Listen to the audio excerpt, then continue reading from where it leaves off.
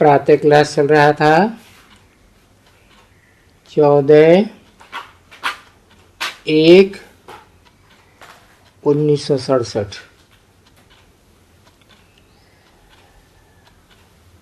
30 page की मध्य में बात चल रही थी।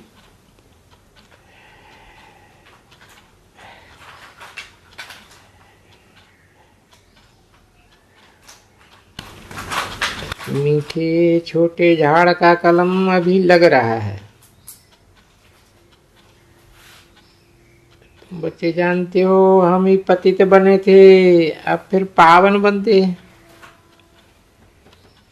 छोटी सी आत्मा में कितना पार्ट है, ये कुदरत है।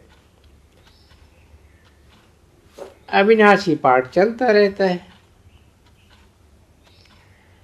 ये कब बंद नहीं हो सकता। अविनाशी चीज है। इस आत्मा में अविनाशी पार्ट भरा हुआ है। ये वंडर है ना। बाप समझाते हैं, बच्चों देही अभिमानी बनना है, अपन को आत्मा समझकर बाप को याद करो। इसमें मेहनत है कि हम आत्मा अविनाशी है।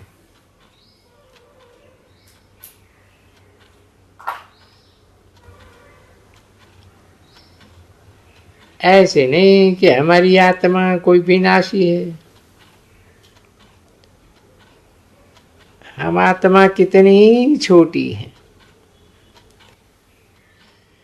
कितना इसमें पार्ट भरा हुआ है। उसमें से भी सबसे जास्ती पार्ट तुम्हारा है।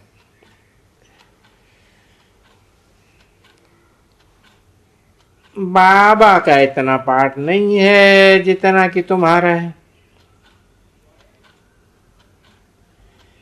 बाप कहते हैं तुम स्वर्ग में सुखी बन जाते हो, तो फिर मैं विश्राम में बैठ जाता हूं। फिर हमारा कोई पार्ट नहीं। इस समय बहुत सर्विस करता हूं ना। ये नॉलेज कितनी वंडरफुल है। तुम्हारे सिवाय जरा भी कोई नहीं जानते। बाप की याद में रहने बिना धारणा भी नहीं होगी।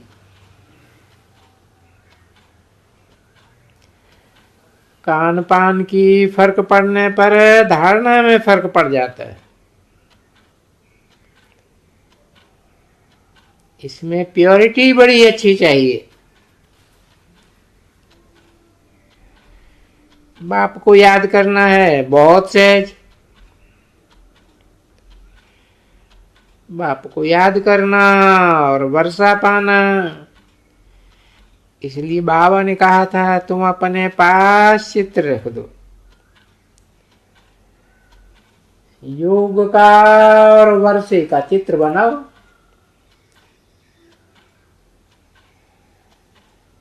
तो नशा चढ़ेगा कि हम ब्राह्मण सो देवता बन रहे।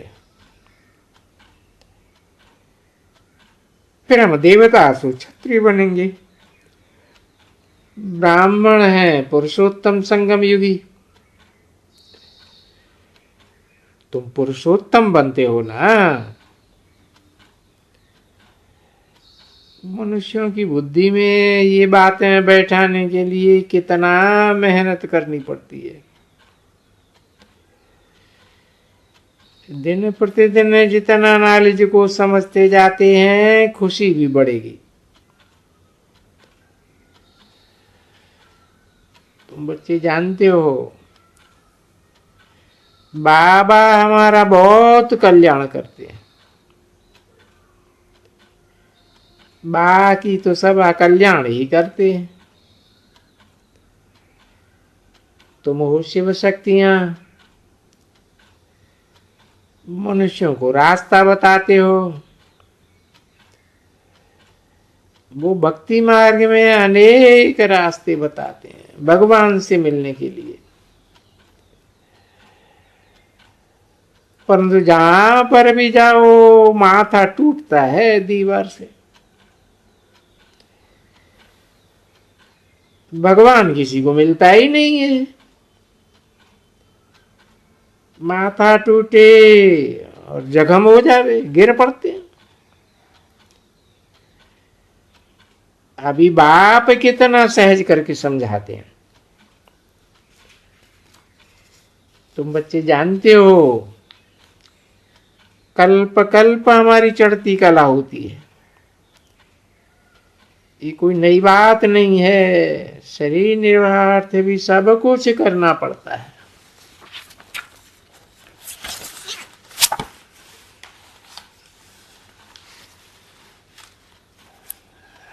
अब सब एक भंडारे से तो खा ही नहीं सकते हैं। हाँ, जो सरेंडर हैं वो भंडारे से ही खाते हैं।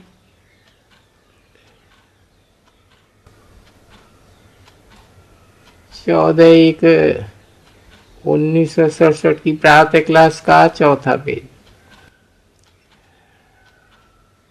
सरेंडर नहीं है तो गोया भंडारे से नहीं खाते हैं।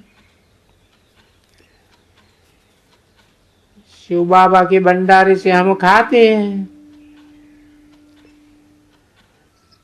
शिव बाबा को याद करते रहेंगे तो सब काल कंटक दूर हो जाएंगे।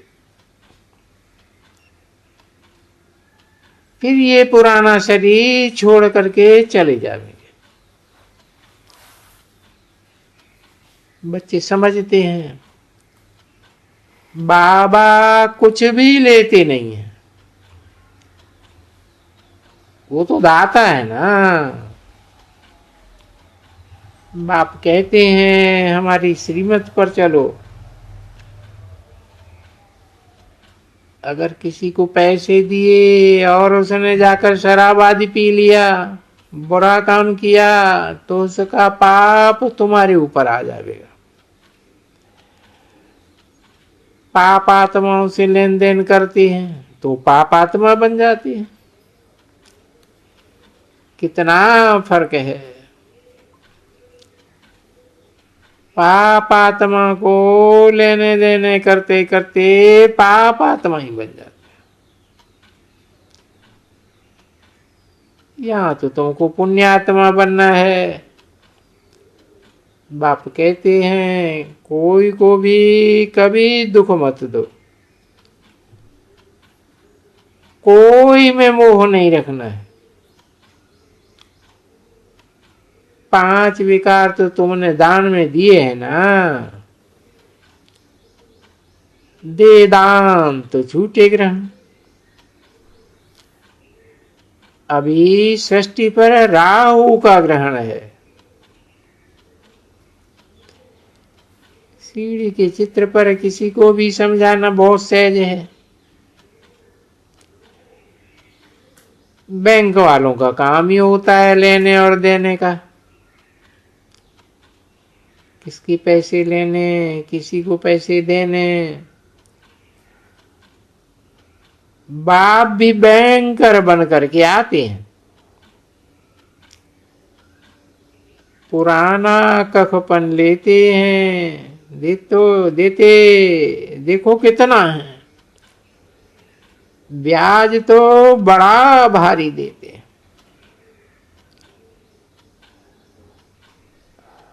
देखे तो भला कितना ब्याज है। 2 मुट्ठी के बदले महल दे देते हैं।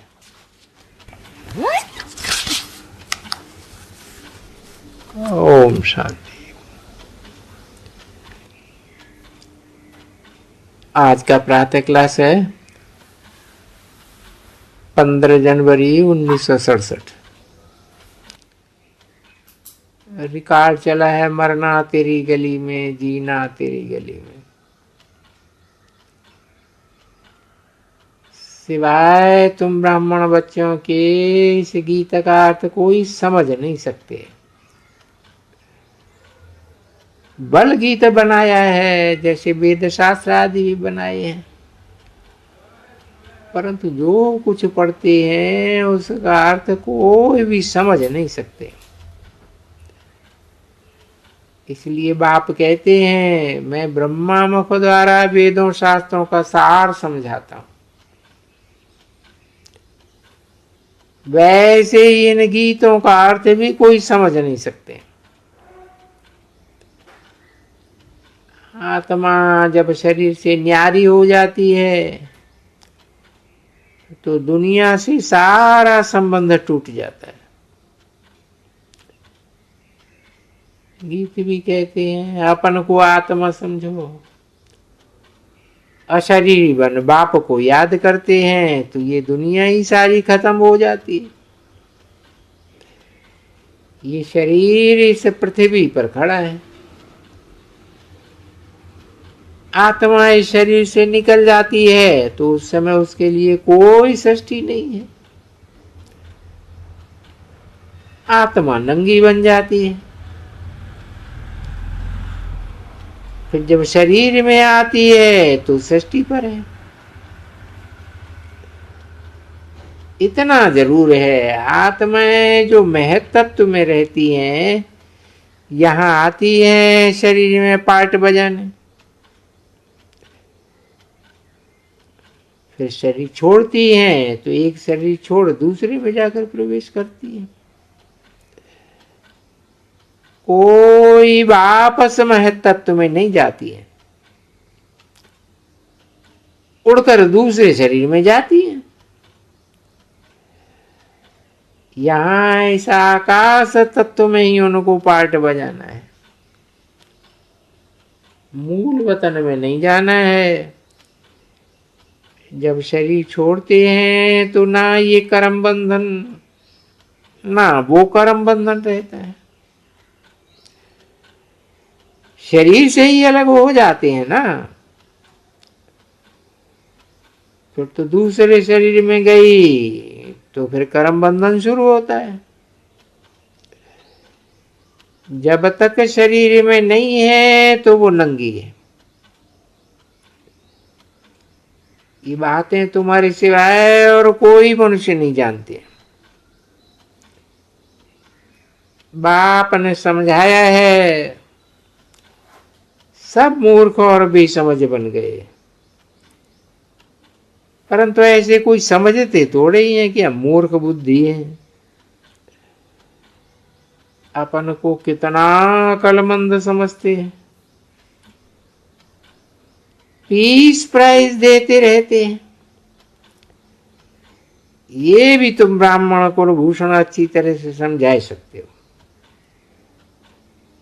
वो तो जानते ही नहीं है कि पीस किसको कहा जाता है। कोई कोई तो महात्माओं के पास जाते हैं कि मन को शांति कैसे हो, ये फिर कहते हैं वर्ल्ड में शांति कैसे हो। ऐसे नहीं कहेंगे निराकारी दुनिया में शांति कैसे हो, वो तो है ही शांति धाम। हम आत्माएं शांति धाम निर्वाण धाम में रहती हैं, परंतु ये जो मन की शांति मांगते हैं वो जानते नहीं है कि शांति कैसे मिलेगी। शांति धाम तो अपना घर है, यहां शांति कैसे मिल सकती है। हाँ, सतयुग में सुख शांति संपत्ति सब कुछ है। जिस सतयुग की स्थापना बाप करते हैं, ये भी अभी तुम बच्चे समझते हो सुख शांति संपत्ति भारत में ही है। वो वर्षा बाप का था और ये दुख शांति कंगालपन ये वर्षा रावण का है। ये सब बातें बेहद का बाप बैठ समझाते। तुम समझते हो। हम आत्माओं को बाप कहते हैं और कोई ऐसा समझ नहीं सकते कि हम आत्माओं को परमात्मा समझाते हैं। तो बाप परम धाम में रहने वाला नॉलेजफुल है, जो सुखधाम का हमको वर्षा देते हैं। वो हम आत्माओं को समझा रहे हैं। ये तुम जानते हो कि नॉलेज होती है आत्मा को। आत्मा को ज्ञान का सागर कहा जाता है। वो ज्ञान का सागर शरीर द्वारा वर्ल्ड की हिस्ट्री ज्योग्राफी समझाते हैं। वर्ल्ड की आय तो होनी चाहिए ना। वर्ल्ड तो है ही है, सिर्फ नया और पुराना होता है। नई दुनिया और पुरानी दुनिया कहा जाता है। ये भी दुनिया को पता नहीं है कि न्यू वर्ल्ड ओल्ड वर्ल्ड किसको कहा जाता है। तुम बच्चे जानते हो न्यू वर्ल्ड से ओल्ड वर्ल्ड होने में कितना समय लगता है। वो मनुष्य तो कुछ नहीं समझते। कोई क्या कहते हैं, कोई क्या कहते रहते हैं। नई दुनिया सतयुग को, पुरानी दुनिया कलयुग को कहा जाता है। कलयुग के बाद सतयुग जरूर आना ही है। इसलिए कलयुग और सतयुग के संगम पर बाप को आना पड़ता है। ये भी तुम जानते हो, परमपिता परमात्मा ब्रह्मा द्वारा नई दुनिया की स्थापना, शंकर द्वारा पुरानी दुनिया का विनाश कराते हैं। त्रिमूर्ति का अर्थ ही है ब्रह्मा द्वारा स्थापना, विष्णु द्वारा पालना। ये तो कॉमन बात है, परंतु तुम बच्चे भी ये बातें भूल जाते हो। नहीं तो तुमको खुशी बहुत रहे, निरंतर याद रहनी चाहिए ना। बाबा हमको जब नई दुनिया की लायक बनाए रहे हैं, भारतवासी ही लायक बनते हैं और कोई धर्म वाले नहीं। हाँ, जो और धर्मों में कन्वर्ट हो गए हैं वो आ सकते हैं, फिर इसमें कन्वर्ट हो जाएंगे जैसे उसमें कन्वर्ट हुए। ये सारी नॉलेज तुम्हारी बुद्धि में है, मनुष्यों को समझाना है। ये पुरानी दुनिया बदल रही है। महाभारत लड़ाई भी जरूर ही लगी। इस समय ही बाप आकर राजयोग सिखलाते हैं।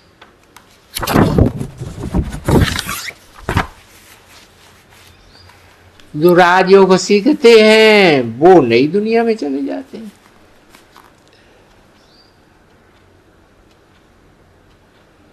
जनवरी 1967 की प्रातः क्लास का दूसरा पेज।